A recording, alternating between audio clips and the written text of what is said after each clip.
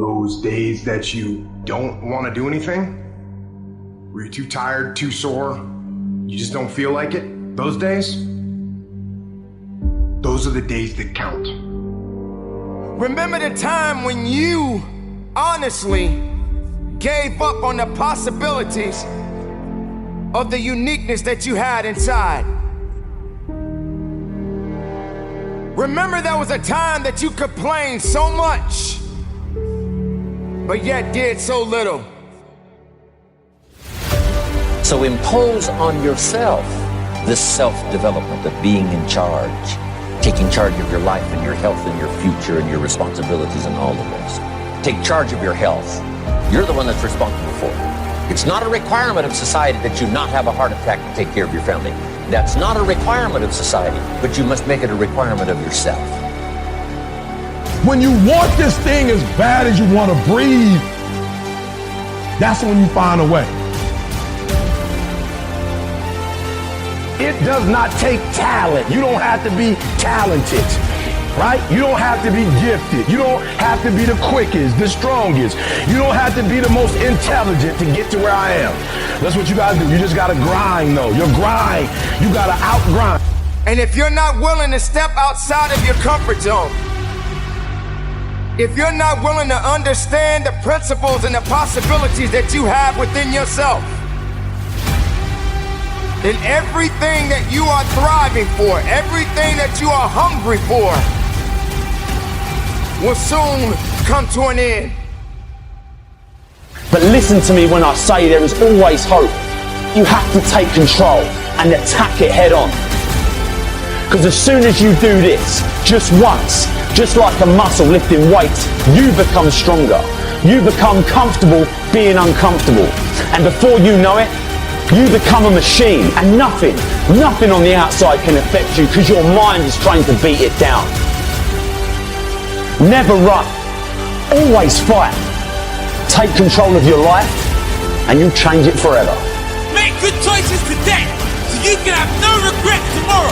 Be brave today so you have no regrets tomorrow. Live fully today so you have no regrets tomorrow. No more regrets, no turning back. I'm all in for my goal. But what you cannot do is you cannot quit during the process. You cannot give up because it ain't what you see. You cannot give up. Champions keep going when they don't have anything left in their tank.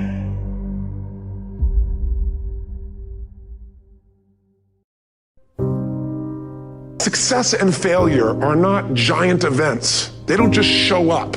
You don't just suddenly become successful or suddenly have this cataclysmic event that makes you fail. It may look that way, but failure comes from all the little things.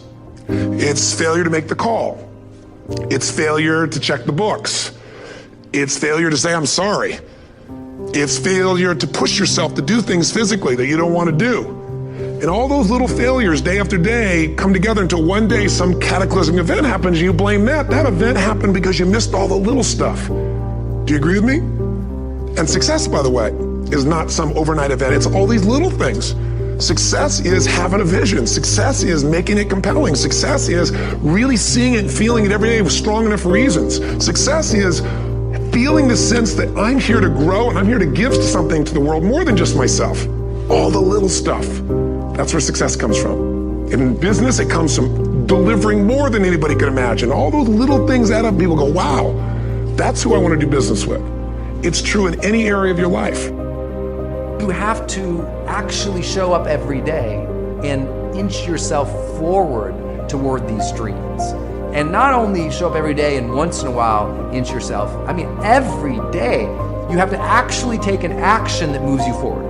Not just research, not just thinking. Look, the power of intention is great, but without any initiative, it's dead, right? A dream is great, but without any movement, it's dead. You have to be moving towards every day. You can send an email every day. You can make a call every day. You can write something every day. You can create something every day. You can contribute something every day. But it has to be daily. Otherwise, it will never become actualized. The highest performers in the world didn't get there because they were lucky. They worked at it longer than everyone else. They had a better work ethic, and And it's not that they necessarily always worked harder, they worked smarter because they were doing the research. They were taking the time to visualize how they would be distinct, different, how they would survive the tough times. They really kept at it. Keep every single day momentum going. And if you don't do that, there's no chance. The goal, if you own a business, and I would assume a lot of your viewers are business owners or getting started in business, no matter how good you are in business, think about this. The one universal rule that idiots in finance know is diversification. It's the only free lunch. You got to diversify. Because if you put all your eggs in one basket, no matter how good the basket is, one day that real estate market, that stock market, that bond market, that collectibles market, whatever you invest in, Ray Dalio showed me statistically, it'll drop 50 to 70% on a day. Now, if you're later in life when that happens, it's over for you. Right. So you have to diversify, and yet most people, they know real estate, so they do it, or they know stocks, so they do it, or they grew up with their parents flipping things, and it's the wrong thing to do. So you've got to diversify in order for you to be able to truly succeed, and that's why when you own a business, if you put all your money in your business, which is what most of us do naturally, it's a lot of risk. You put all your eggs in one basket, and there's things that can happen. I mean, you know, let's say you spent 20 years and you figured out how to put together the ultimate map, you know, and you remember Garmin came out with this thing called a TomTom. I don't know if you remember, you used to put on your, are you old enough to remember that? You used to put on your phone? Or you used to put on your dash. Cost $100. It was a breakthrough. They were making like 100 million or something, or They were. 6 months later, what happened? The iPhone came out with Google Maps. These little bastards, excuse my French, came out with it, put Google Maps, put their own map on here, and it costs how much? $0. What's that going to do to your business when someone takes your product or service and gives it away for free?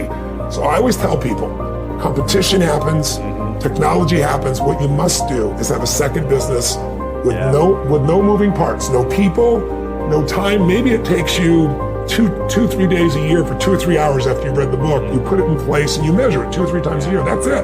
Go on with your life. Now if there's a trouble in your business, you're financially set. In my life, have 31 companies now. We have, what do we have? 1,200 employees, 7 different industries. We do $5 billion in sales. I mean, that used to be, me and my seminar business. It's grown geometrically. But with all those moving parts, the only way I've been able to succeed is because I've taken every one of those businesses and I've diversified my assets so that when things were in trouble, I still had enough economics to take care of myself and keep the business going. So everybody needs to create a money machine that works while you sleep, that doesn't have moving parts, and that's what this is really about.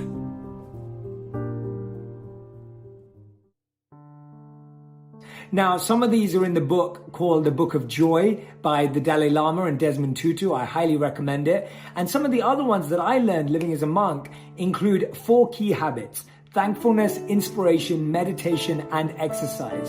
So that's how I view happiness. I see it as a result of practicing these daily rituals, these daily habits that can create happiness in our lives.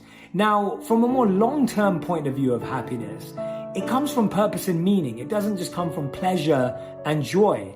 And purpose and meaning come from a concept known as dharma in Sanskrit, which is where you find this beautiful intersection between your passion, your strengths, and your compassion. The ability to serve with what you're naturally skilled at.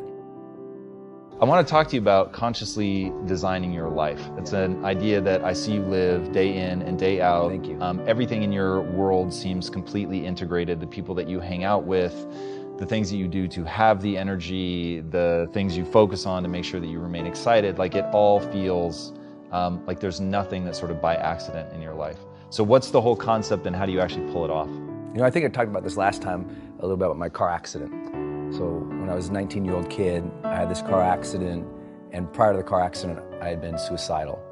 And, coming out of a breakup with the woman I loved, I lost my identity in that, became suicidal, had the car accident, and it was just powerful juxtaposition because here I am suicidal, want to take my life, and then I get an accident that says, oh no, I don't want to die. And it forced me to consider how I will evaluate my life at the end of my life. And that has always been the driving force for me is I realized at the end of my life, for me personally, I'm going to ask these questions to evaluate, was I happy with my life? And those for me are, did I live? Did I love? Did I matter? Which isn't, for some people are watching like, so what? But I was 19. and it's set in me.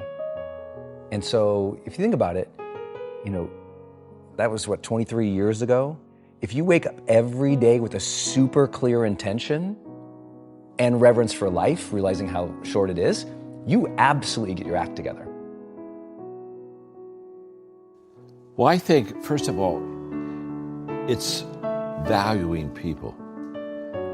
You know, you have an incredible work here, and every person here in this studio makes it happen. And one is too small of a number to achieve greatness. And the moment that you understand that the people that you have around you, they're either your number one asset or, to be honest with you, they could be your number one liability. But the moment that you understand that and begin to value people, I think that is what creates the connection. Because the moment that, I think we all know, don't you, Tom, don't you think you know when a person values you and when a person doesn't value you? And so I think that giving value to people and expressing that to them is the common ground that builds relationships. And so, yeah, when I came in the studio, I wanted to meet everybody because you've got an incredible, successful program, and I want to meet the people who help you be who you are. I love that. It begins there. Because if I don't truly value people, I won't add value to them. You don't add value to people that you don't value. You don't add value to anything you don't value. So every day I value people. That's where it starts. But then every day I think of ways to add value to people. So, I mean, I'll look at my calendar and I look at my agenda today and I realize I was going to be with you. And I think, well, okay, how can I add value to you? What can I do for impact theory that'll, just help? Because, again, if you're constantly adding value to people, you're going to be of great value to people. So, okay, I value people, think of ways to add value to people, then I look for ways to add value to people. When I'm in the setting, I'm looking for, okay, what can I do? What can I say? But what we see is what we look for. And so if I'm looking to add value, guess what? I'll see ways to add value to it. Somebody else might be beside you, not add value at all to you. But I look for ways. And then number 4, I do things that add value to people. And then number 5, I encourage others to add value to people. And I've just lived that simple formula. I do that every day of my life. It's very simple. And I try to help other people do that, understanding that if they do that, wherever they are, leadership culture, not a leadership culture, doesn't really matter. They'll begin to influence and begin to lead people, and they'll begin to make a difference in people's lives. And I think that's essential. But I think you have to be intentional, and I think you have to be consistent. Consistency compounds. But how do you really turn that into a roadmap and start doing the right things? Because one, I think a lot of people could waste a moment like that, the eye-opening thing. A lot of people could do it for a while, and then without concrete things to do on a daily basis. Like, what I really want people to understand in all the research that you've done on high performance and all that, it comes down to things that you can do. It comes down to things that you can teach. It comes down to things that people can structure their life around. And what I want to dive into today is that structure. Yeah, what's funny is, like, I think you nailed it. People take an eye-opening experience and some don't do anything with it, and some people grow from it. And I came back from that experience. I was in college, and prior to coming back, I was the depressed kid, the sad kid, kind of the lonely kid, kind of the pull away from the world kid because I was hurt. I came back and I had this new intention to live. So I wanted to meet people and talk to people, and they're like, who are you? And anytime you change your life, usually people are like, what's wrong with you? So everyone's like, what's wrong with you? But I was like, I'm gonna change. Because I knew I didn't want misery anymore. I didn't want suffering. I didn't want sadness. I didn't want negative thinking. I didn't want poor quality of relationships. I didn't want to feel horrible. So I began the quest of, well, how do I not feel horrible? So I started reading, first I started personal development, self-help, then jumped into spirituality, then jumped into psychology, then jumped into neuroscience, then jumped into sociology, then jumped into leadership, and spent every week for 23 years, I read a book a week on one of those topics for 23 years. You can't go to the future holding on to the biology of your past. Decide what thoughts you can bring to your future. Write them down. Thoughts like, I can't, it's too hard, I'll never change, I'll start tomorrow, what's wrong with me, it's someone else's fault. Decide on what behaviors or actions or unconscious habits you have to change. How do you talk? Do you complain? Do you blame? Do you make excuses? Do you feel sorry for yourself? Just become so conscious of those behaviors that you'll never go unconscious again. And lastly, you have to decide what emotions no longer belong in your future. That means if you want to be wealthy, you can't take lack. If you want to be healthy, you can't take insecurity or fear. You got to begin to condition your body to a new mind.